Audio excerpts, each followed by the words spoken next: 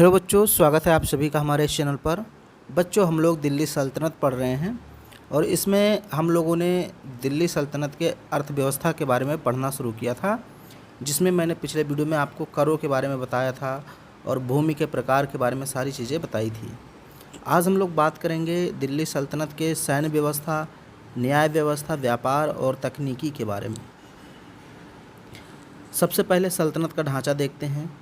तो सल्तनत के ढांचे के 4 मुख्य स्तंभ थे, यानी सबसे पहला था रक्षा, यानी साम्राज्य की रक्षा करना। दूसरा था न्याय, जनता को न्याय दिलाना। और अर्थव्यवस्था, फिर तकनीकी, मंगोल आक्रमणों का सामना करने वाली विशाल सेना और किलेबंदी। न्याय में हम देखते हैं इस्लामी शरीयत कानूनों पर आधारित केंद्रीय और प्रांतीय अदालतें। और अर्थव्यवस्था की बात करते हैं तो इसमें अंतर्राष्ट्रीय व्यापार, नए शहर और मौद्रिक प्रणाली। तकनीकी की बात करते हैं तो कागज़, चरखा, सिंचाई में क्रांतिकारी परिवर्तन। अब एक एक चीज़ हम लोग समझने का प्रयास करते हैं। सबसे पहले रक्षा समझेंगे और रक्षा में हम लोग सैन्य पदानुक्रम समझेंगे, जो कि दशमलव प्रणाली पर आधारित थी।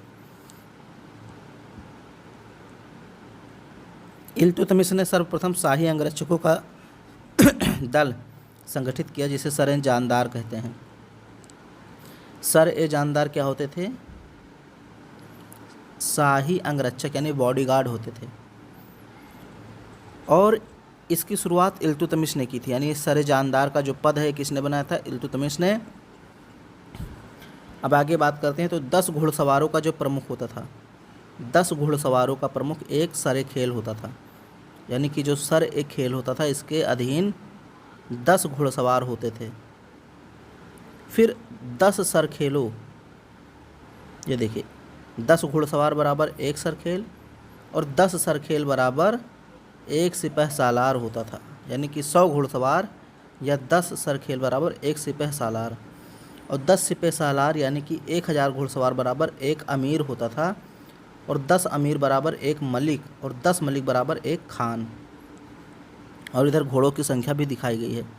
तो चाहे आप घोड़ों की संख्या के आधार पे इसको देखिए या फिर बढ़ते हुए क्रम के आधार पे देखिए कि भाई 10 घुड़सवारों का प्रमुख सरखेल, 10 सरखेल का प्रमुख सिपह सालार, और 10 सिपह सालार मिलकर एक अमीर, और 10 अमीर एक मलिक, और 10 मलिक एक खान के अंडर में होते थे। ये सब पद हैं, सेना में पद हैं। तो सेना में सबसे बड़ा पद होता था खान, यानी कि इसके अधीन 10 मलिक होते थे या लगभग 1 लाख घोड़े होते थे। तो सुल्तान के बाद जो होता था सबसे प्रमुख खान ही होता। सैन्य सुधार और वेतन संरचना, तो अलाउद्दीन खिलजी की बात करें तो इसने घोड़ों को दागने की प्रथा शुरू की थी और सैनिकों का हुलिया नोट करने की प्रथा। अब घोड़ों को दागने का मतलब ये है कि घोड़ों पर एक ठप्पा लगा दिया जाता था ताकि सैनिक घोड़े बदल ना पाएँ। और हुलिया में क्या लिखा जाता था? सैनिकों का रंग, रूट, कद, ये सारी चीज़ें लिखी जाती थी, यानी उनकी शारीरिक जानकारी लिखी जाती थी कि कोई सैनिक युद्ध में अपनी जगह किसी और को ना भेज पाए। तो सैनिकों का हुलिया लिखा जाता था कि कद कितने आकार का है, रंग कौन सा है, काले रंग का है सैनिक या गोरे रंग का है, कहाँ पे निशान है, सारी चीज़ें उसकी पूरी हुलिया जो है नोट कर ली जाती थी। और इकता के बजाय इसने नगद वेतन देना शुरू किया। तो अलाउद्दीन खिलजी ने क्या किया? जो छोटी छोटी इकताएँ थीं उनको समाप्त कर दिया और सैनिकों को नगद वेतन देना शुरू किया। एक पैदल सैनिक को 78 टंका मिलता था और एक घोड़ा रखने वाले सैनिक को 234 टंका प्रतिवर्ष मिलता था, और 2 घोड़ा रखने वाले सैनिक को 78 टंका अतिरिक्त, यानी जैसे जो एक घोड़ा रखता है उसको 234 टंका मिलेगा, और जो 2 घोड़ा रखता है उसको 234 और प्लस 78 टंका अलग से दिया जाएगा। तो ये था अलाउद्दीन खिलजी का सैन्य सुधार। गियासुद्दीन तुगलक की बात करते हैं तो इसने वेतन रजिस्टर बनाया था, यानी कि जो भी लोग वेतन लेते थे उनको रजिस्टर में साइन करना पड़ता था। वसीलात हज़्म की जांच शुरू की। फिरोज़ शाह तुगलक की बात करें तो सैनिक पदों को आनुवांशिक बना दिया था, ये बहुत इंपॉर्टेंट है, कई बार पूछा गया है। पुत्र, दामाद और दास को भेजने की छूट थी, यानी कोई भी अपने पुत्र या दामाद या दास को सेना में नहीं भेजता था। तो फिरोज शाह तुगलक ने सैनिक व्यवस्था आनुवंशिक कर दिया था।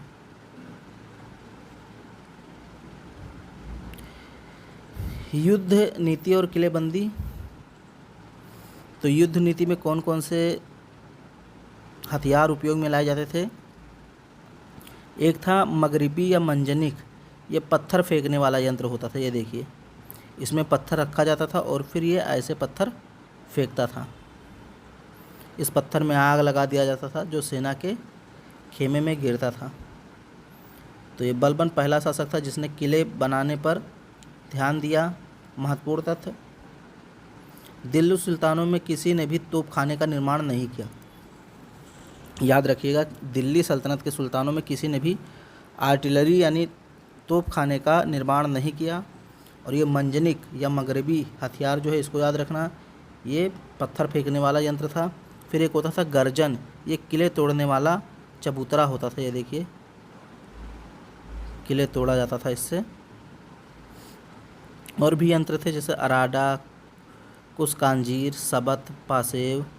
मोहम्मद बिन तुगलक सेना के साथ स्त्रियों को ले जाने पर प्रतिबंधित कर देता है। अब बात करते हैं इस्लामी कानून के 4 स्रोत, न्याय वगैरह कैसे होता था। तो कुरान है, इज्मा है, कयास है और हदीस हैं। ये 4 स्रोत हैं इस्लामी कानून के। और एक है फ़िक़ह। ठीक है, तो जैसे मुस्लिम कानूनों का जो प्रमुख स्रोत है वो तो कुरान ही है, सबसे प्रमुख स्रोत कुरान है। पैगंबर के कथनों और कार्यों का वर्णन हदीस में मिलता है। कयास में क्या है, लॉजिक द्वारा कानून की व्याख्या की गई है। और जो इज्मा है, इसमें विधिवेत्ताओं द्वारा व्याख्या की गई है। इसे अल्लाह की इच्छा माना जाता है।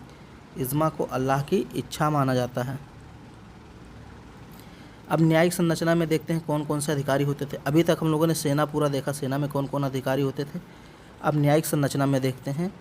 तो इसमें सबसे पहले प्रांतीय काजी होते थे, फिर नायब काजी या अदल होते थे, सर ए जहाँ काजी, काजी उल कुजात होता था मुख्य न्यायाधीश, और सबसे बड़ा होता था सुल्तान यानी सर्वोच्च अपील का न्यायालय।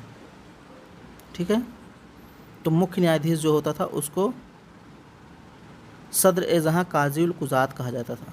और उसके नीचे नायब काजी या अदल होते थे और फिर प्रांतीय काजी। मुफ्ती जो होते थे ये प्रांतों में कानून की व्याख्या करते थे। काजी जो होते थे मुफ्ती की व्याख्या के आधार पर निर्णय देते थे। ठीक है, तो काजी एवं मुफ्ती का पद प्राय वंशानुगत होता था। काजी और मुफ्ती का पद वंशानुगत होता था। और जो काजी है वो निर्णय देता था किसके आधार पर, मुफ्ती की व्याख्या के आधार पर। मुफ्ती जो होता था ये इस्लामिक कानूनों का ज्ञाता होता था और ये सारी चीज़ें बताता था कि इस नियम के अनुसार ये चीज़ें सही हैं, ये गलत हैं। फिर उसी आधार पे काजी सज़ा सुनाता था, निर्णय सुनाता था। तो ये था न्याय व्यवस्था। अब व्यापारी वर्ग और श्रेणियों की बात करते हैं। तो व्यापारियों का जो समूह है उसे तुज्जार खास बोलते थे। व्यापारियों का समूह क्या कहलाता था, तुज्जार ए खास।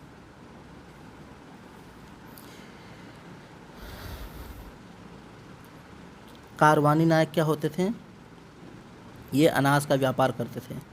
कारवानी कौन होते थे, अनाज का व्यापार करने वाले। और मुल्तानी कौन होते थे, ये लंबी दूरी का व्यापार और लग्जरी वस्तुओं का व्यापार करते थे, जैसे सोने चांदी हो गए, बढ़िया वस्त्र हो गए। तो लग्जरी वस्तुएं जो भी हैं उन सभी का व्यापार करने वाले व्यापारी मुल्तानी कहलाते थे। और कारवानी कौन होते थे, जो अनाज का व्यापार करते थे। तबकात नासरी के अनुसार विभिन्न चौकियों पर व्यापारियों से टैक्स वसूल किया जाता था। व्यापारिक केंद्र देख लेते हैं यहाँ पे थोड़ा सा मैप में। दौलताबाद हीरे मोती का केंद्र था और धार जो था ये गेहूँ और पान यहाँ पे मिलता था। ठीक है, और अगर देखें यहाँ पे तो ये देखिए मुल्तान जो है ये विदेशियों का प्रवेश द्वार था, यानी इधर से ही विदेशी प्रवेश करते थे। यहाँ पे देवल बंदरगाह है, यहाँ से व्यापार किया जाता था। और यहाँ पे खंबात बंदरगाह, यहाँ से रेशम का व्यापार किया जाता था। यहाँ कालीकट है, भड़ौच भी है और यहाँ पे अहिनवाड़ है। और इधर सोनार गांव बंगाल में है, जहाँ से रेशम और मलमल का व्यापार किया जाता था। तो ये सारे बंदरगाहों के नाम हैं, सोनार गांव, भड़ौच, अहिनवाड़, मुल्तान, देवल, खंबात, कालीकट, यहाँ से व्यापार किया जाता था। आयात निर्यात की वस्तुएं कौन कौन सी होती थी? तो सबसे पहले हम आयात की बात करते हैं, यानी कौन सी चीज़ें हम अपने यहाँ हिंदुस्तान में मंगाते थे। तो सबसे पहले घोड़े मंगाते थे एवं दास मंगाते थे। और ये स्रोत कहाँ है इसका? ईरान और तुर्किस्तान। ठीक, ईरान और तुर्किस्तान से हम लोग स्रोत ये घोड़े और दास मंगाते थे। और भी जैसे अस्त्र शस्त्र, सूखे मेवे, ये सब मंगाते थे। सबसे ज़्यादा घोड़े का ही आयात हम लोग करते थे ईरान और अरब से। निर्यात की बात करें तो हम लोग सूती वस्त्र विदेशों में भेजते थे। लाहौर और बयाना से नील भेजते थे। ठीक है, यहाँ ये नील के लिए प्रसिद्ध है। लाहौर में इस्पात भी बनता था, स्टील, इसको भी हम लोग विदेशों में निर्यात करते थे। एक चीनी यात्री है महुआ, इसने बंगाल में रेशम के कीड़े पाले जाने का उल्लेख किया है। अब तकनीकी विकास की बात करते हैं तो वस्त्र और कागज़ की क्रांति। सबसे पहले वस्त्र क्रांति देखते हैं। तो चरखा जो है 12वीं से 14वीं सदी के बीच भारत आया। ईरान से आया था चरखा। चरखा कहाँ से आया था? ईरान से भारत में आया। और कब आया? 12वीं से 14वीं सदी के बीच। और ये वर्णन कहाँ मिलता है? इसामी की एक ग्रंथ है फुतूह अस-सलातीन। इसामी की एक रचना है फुतूह अस-सलातीन, वहाँ से मिलता है। धुनिया और करघा का प्रयोग दिल्ली सल्तनत में ही शुरू हुआ था। कागज़ क्रांति की बात करें तो प्रथम पांडुलिपि जो बनी थी 1223-24 ईस्वी में गुजरात में बनी थी। और अरबों के माध्यम से ये तकनीक चीन से आई थी। ठीक है, तो ये जो कागज़ आया है, कागज़ का आविष्कार जो चीन में हुआ था, फिर चीन से अरबों ने सीखा और अरबों ने उसको भारत में लाया। कृषि तकनीक की बात करें और यांत्रिकी की बात करें तो एक गियर प्रणाली पर राहट था, इसी को साकिया बोलते हैं। 14वीं सदी में इसका प्रयोग शुरू हुआ और गहरे कुओं से सिंचाई हेतु पानी निकालता था। ये देखिए,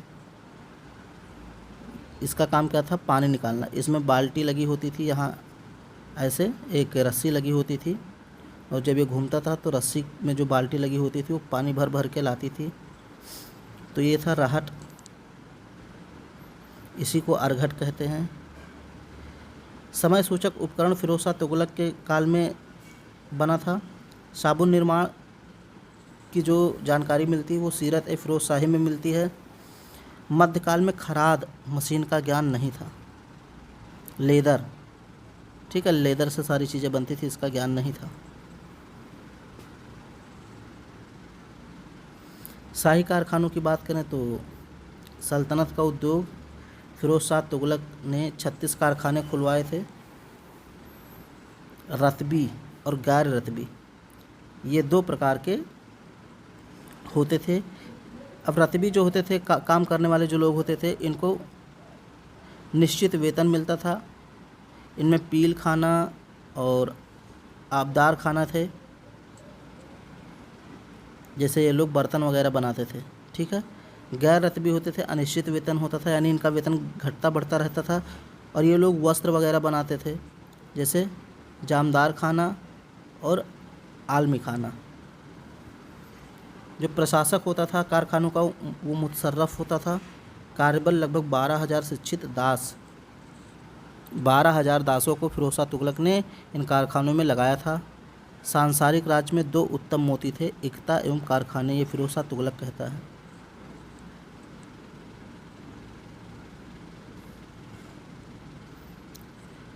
महत्वपूर्ण शब्दावली की बात करें तो वसीलात हस्म क्या है? ये सैनिकों का वेतन रजिस्टर होता था। सरे जानदार अंगरक्षकों का दल यानी बॉडीगार्ड होता था, इल्तुतमिश ने शुरुआत की थी। मुतसर्रफ होता था शाही कारखानों का प्रमुख। फ़िक़ह होता था इस्लामी धर्मशास्त्र या कानून। तुज़ार खास होता था व्यापारियों का समूह। नद्दाफ़ या पिंजन रुई धुनने का औजार होता था। और मंजनिक या आरडा पत्थर फेंकने वाला यंत्र होता था। तो कुल मिलाकर निष्कर्षता हम बात करें तो एक प्रकार से नगरीय क्रांति थी। मोहम्मद हबीब ने इसको नगरीय क्रांति कहा है। और सिक्कों की संख्या गुणवत्ता में वृद्धि हुई, अंतर्राष्ट्रीय व्यापार मार्गों का विकास हुआ, शिल्प तकनीकी जैसे कागज़, चरखा, रहट का प्रसार हुआ। दिल्ली के मिस्त्री एवं संगतस पूरे मुस्लिम जगत में प्रसिद्ध है, ऐसा अमीर खुसरो कहता है। तो आगे हम लोग सल्तनत कालीन स्थापत्य के बारे में बात करेंगे। ठीक है, वीडियो पसंद आए तो इसको लाइक शेयर सब्सक्राइब जरूर करें।